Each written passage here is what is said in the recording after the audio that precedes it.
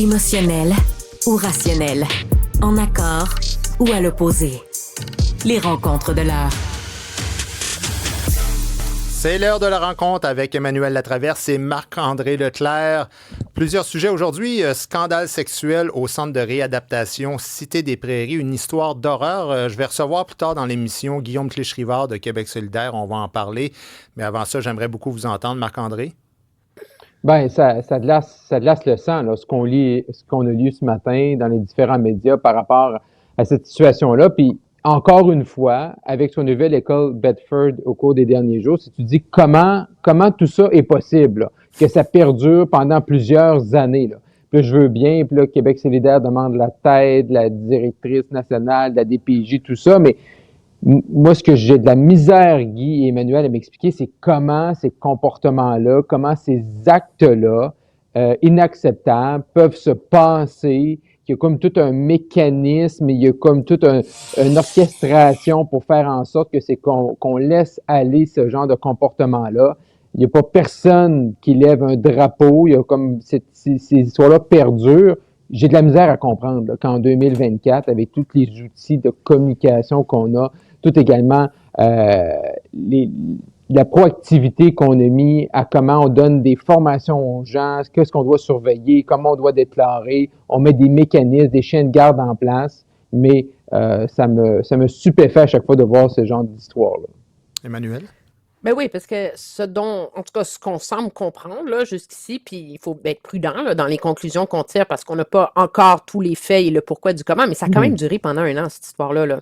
Il y a une éducatrice qui a eu le temps de tomber en amour ou développer une relation pour avoir une relation sexuelle avec un jeune délinquant, tomber enceinte puis décider de garder le bébé. Je veux dire, c'est comme... Alors ça, là, ça nous donne un horizon déjà 1 an. Là. Puis 9 éducatrices pour 5 délinquants. Je veux dire, c'est énorme. Puis je comprends que il faut quand même rendre à la DPJ ce qui lui revient, c'est que quand le SUS a été mis au courant, ils sont intervenus très rapidement. T'sais, ils ont suspendu les 2 gestionnaires en place, ils ont suspendu ou congédié les autres employés, ils ont lancé une enquête administrative interne pour aller au plus vite, ils ont fait venir des experts de l'extérieur, etc. Ils ont renvoyé les dossiers à la police. Donc, ils ont agi, alors que pendant longtemps, c'est un système qui avait tendance à pas agir puis à tout mettre en dessous du tapis. Donc, il faut au moins reconnaître ça. Mais tu dis, c'est pas... c'est quand même, c'est un centre on dit un centre de réadaptation, mais c'est quand même, c'est des jeunes, tu peux pas être plus poqué dans la vie, là, que d'être un jeune délinquant qui a déjà commis des crimes graves, là. C'est une prison pour jeunes, hein, pour mineurs. Là, ben, c'est une prison, là, on s'entend, c'est pas Sainte-Anne-de-Bellevue, puis c'est pas Donnacona, mais c'est le contexte de, l'idée, c'est de les réhabiliter, mais c'est parce que, à partir du moment où c'est entretenu puis c'est permis. On entend parler de gardiens qui organisaient leur tour de garde pour laisser une petite fenêtre, de se faire des mamours puis de s'embrasser puis rien voir, ni vu ni connu. On a l'impression qu'il y avait un système, dans ces unités-là. Alors, qui fait la loi? C'est les jeunes délinquants qui séduisent leurs éducatrices ou c'est les éducatrices qui, si ont pas assez de jugement puis qui séduisent les jeunes? C'est un free-for-all et tu dis, c'est surprenant qu'on se retrouve avec des problèmes dans une prison pour jeunes délinquants qui sont dignes à une autre échelle, des problèmes que tu as dans les prisons avec les Hells Angels, puis qui, eux, font la loi, mais ça, c'est vraiment des gens ultra, ultra dangereux, c'est pas du même repère. Alors, moi, je pense qu'il y a beaucoup de questions à se poser. Je trouve que c'est très facile de systématiquement demander la tête de la directrice nationale de la DPJ. D'ailleurs, la directrice de la DPJ locale disait en entrevue ce matin qu'elle a eu tout l'appui, tout l'engagement, tout ce qu'il fallait de Mme Lemay, la directrice nationale.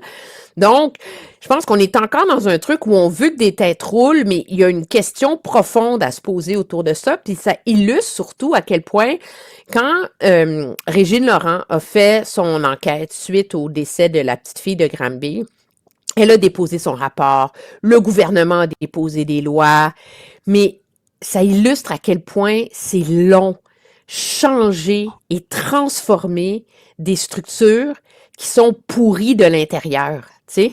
Et c'est pour ça que moi, je suis pas de ceux qui réclament la tête de la directrice nationale de la DPJ en ce moment.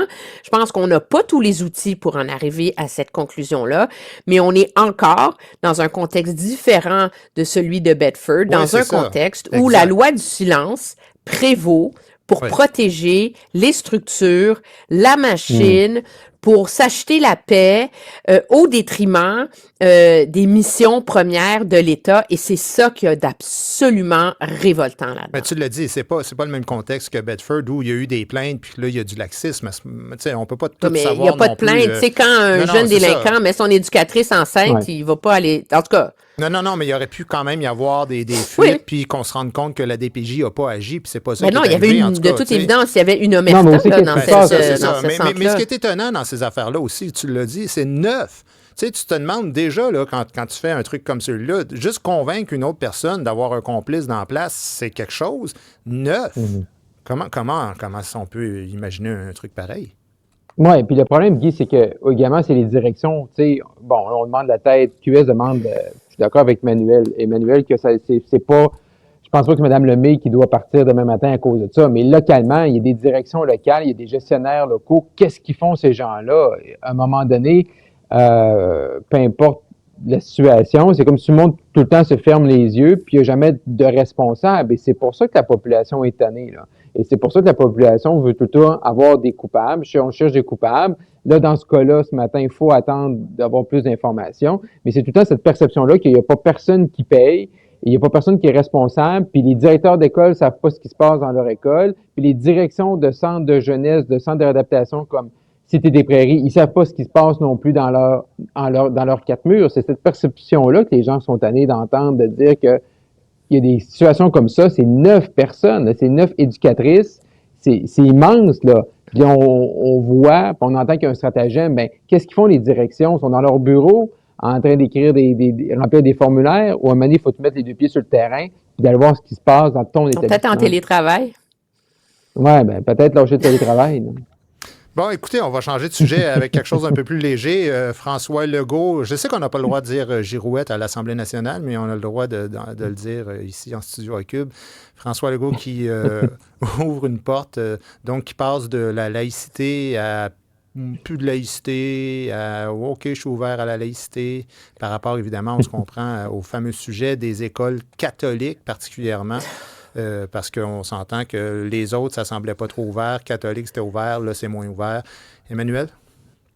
Puis il y a les islamistes, hein, ça c'est toujours comme la menace ultime. Moi, je vais te dire, si j'apprécie le ton de la missive de M. Legault aujourd'hui, qui dit qu'on ne va pas décider ça sur un coin de table en criant ciseaux, que c'est compliqué, qu'il faut y réfléchir et se pencher sur la question. Ce que je comprends pas, c'est pourquoi c'est pas le ton qu'il y avait hier.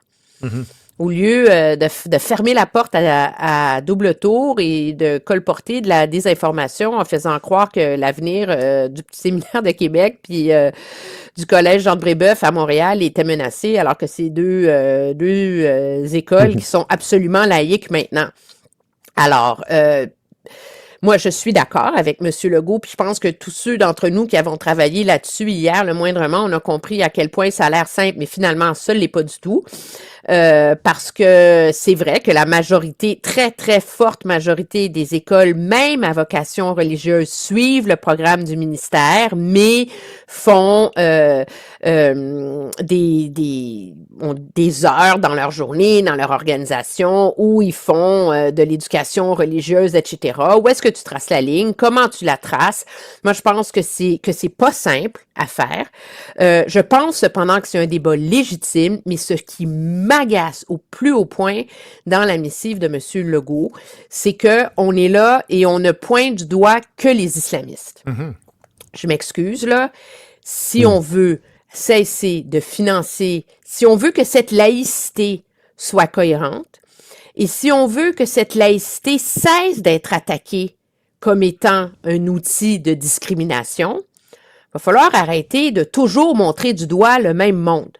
Je vois pas pourquoi c'est moins acceptable d'enseigner le Coran dans une école secondaire musulmane que c'est correct qu'on tolère la façon dont on enseigne dans des écoles de la communauté hassidique. Parce qu'entre toi et moi, on est pas mal loin de l'égalité homme-femme.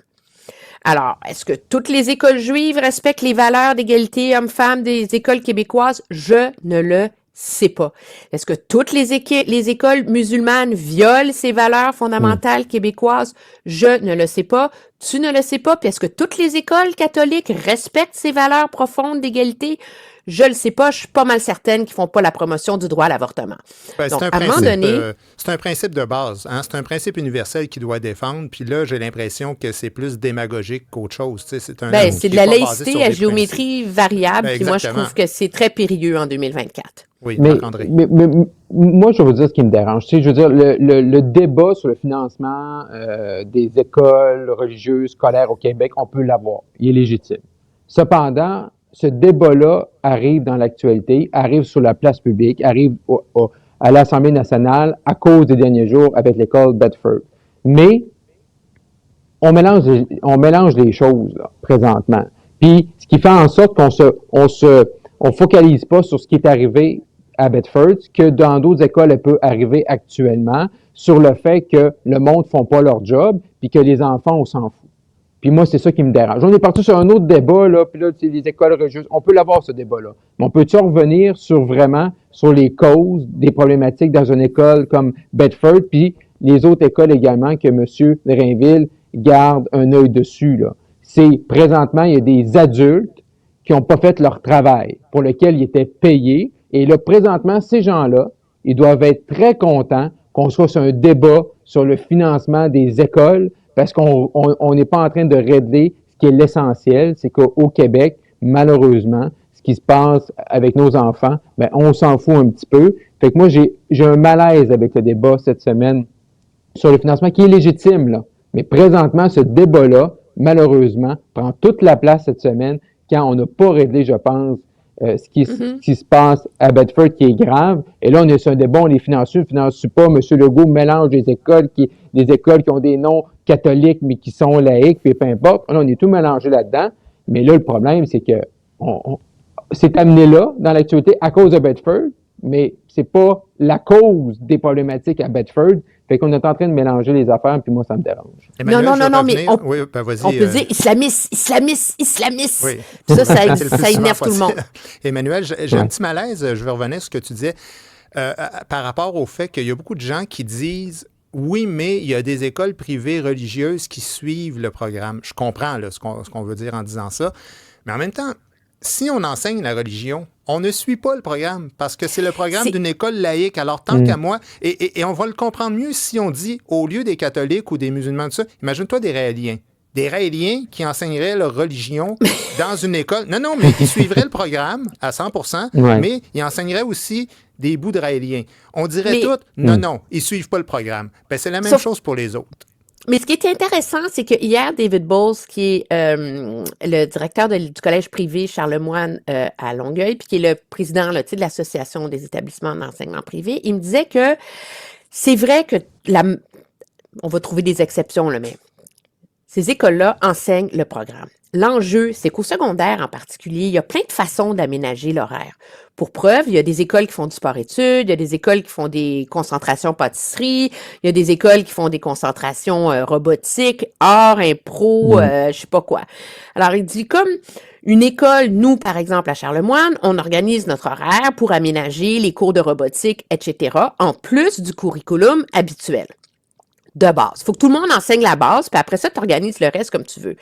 Alors, il dit, la réalité, c'est que dans la majorité de ces écoles-là, ce qu'on fait, c'est qu'on enseigne toute la base. Mais en plus, on aménage des espaces où on fait la religion, la Torah, le Coran, etc. Je sais pas. Mais et donc, c'est là... On enseigne la base, mais imagine-toi qu'après le cours de biologie, puis où on parle de l'évolution, on parle aussi dans un autre cours de créationnisme. Hein? Parce que c'est ça aussi la religion. Non, mais c'est une réalité concrète, là. Alors, on ne peut pas dire on aménage ça comme on veut. Tu ne fais pas n'importe quoi dans tes périodes libres. Là. Mais c'est pour ça que c'est pas simple. Tu sais, moi, je suis allée chez les sœurs. On avait notre cours de religion, puis on avait 2 fois par année la femme qui venait puis qui nous montrait là des films avec des arbres morts puis des fœtus dégueulasses. Là, ça c'était notre séance, avoir peur de l'avortement. Puis le reste du temps, on parlait de Jésus, le créationnisme puis tout ça. Mais genre, les filles ont gradué avec moi, sont médecins, sont scientifiques, ils ont des carrières. Donc je pense que même quand tu es ado, tu es capable de faire la part des choses. Mais ceci étant dit, je suis d'accord avec toi que c'est une réflexion qui s'impose. Moi, je pense que c'est un pas essentiel vers la cohérence de la laïcité au Québec, mais c'est hyper compliqué. Puis, il faut que ce soit fait avec minutie et non pas avec partisanerie pour scorer des points contre tes adversaires politiques. Écoutez, il faut se souhaiter une bonne fin de semaine là-dessus. C'est tout le temps qu'on avait. Merci beaucoup, Marc-André et Emmanuel. Au revoir. Merci, Guy.